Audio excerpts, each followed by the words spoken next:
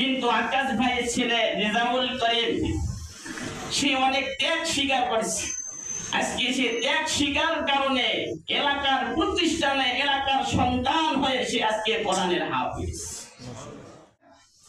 সেও হেফ সম্পন্ন করলেন আজকের থেকে। আসলে এলাকার বাচ্চা কাচ্চা এলাকার প্রতিষ্ঠানে হাফেজ আলেম খুব কম হয়, কারণ অনেক ত্যাগ স্বীকার করা হয়।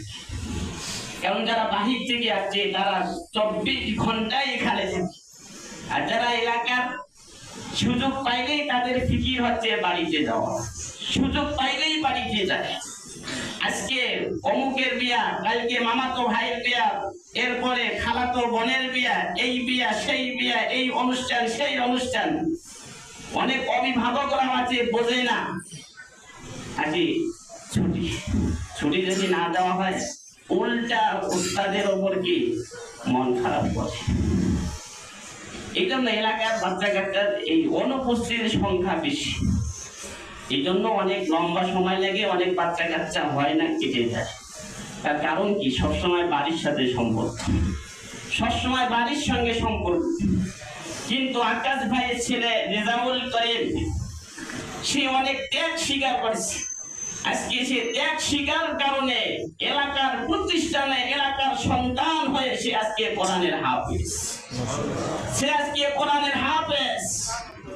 এই জন্য বিশেষ করে এলাকার যতগুলো ছাত্র আছে আমি তাদেরকে টার্গেট করে বলতেছি, তোমরা তার থেকে শিক্ষা নাও। সে কি পরিমাণ ত্যাগ স্বীকার করে আজকে কোরআনুল কারিমের হাফেজ হল।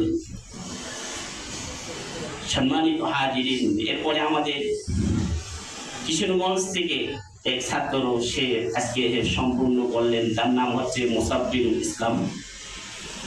এরপরে বোদার থেকে এক ছাত্র, তার নাম হচ্ছে রবিউল ইসলাম, তার বাবা এখানে উপস্থিত আছে। এরপরে তার আরো অনেক আত্মীয় স্বজনরাও আছেন। আমরা তার জন্য খাস করে দোয়া করবো, আল্লাহ তাবারক ওয়া তাআলা যেন তাকে হক্কানি আলেম হিসেবে কবুল করে, আমিন। এরপরে আমাদের লক্ষ্মীরহাট থেকে আমাদের কিছু ভাই ওনারাও আছেন। ওনার সন্তানের নাম হচ্ছে মনিরুল ইসলাম। এই ভাই ওখানে বসে আছেন, ওনার সঙ্গে অনেক আত্মীয় স্বজনরা আছেন। এই যে আজকে তাদের এই পরিবেশ থেকে কিন্তু অন্তরটা ভরে গেছে, অন্তরটা দিলটা ভরে গেছে। আমরা মনিরুল ইসলামের জন্য এরও অনেক ইতিহাস আছে, কিন্তু বলা যাবে না, সময় নেই।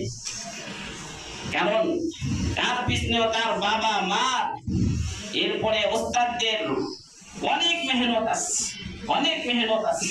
মাঝখানে এমন একটা অবস্থা তৈরি হয়েছিল তার, সে মনে হয় হেফজ শেষ করবে, এরকম অনেকের ধারণাও ওস্তাদের, ছাত্রদের এবং তার বাবার দিল থেকে লাইন কেটে গেছে।